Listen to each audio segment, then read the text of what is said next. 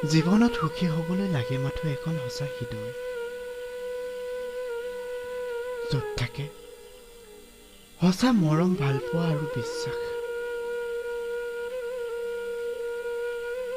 কাৰোবাক ভাল পোৱাটো সহজ, কিন্তু ভাল পোৱাৰ পাছত মানসিকভাৱে সুস্থ থকাটো বহু কষ্টকৰ।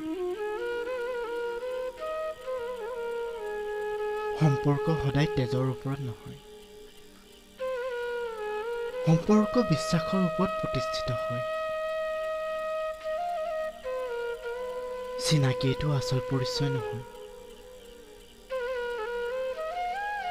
জীৱনত সুখী হ'বলৈ লাগে মাথো এখন সঁচা হৃদয়, য'ত থাকে সঁচা মৰম, ভালপোৱা আৰু বিশ্বাস।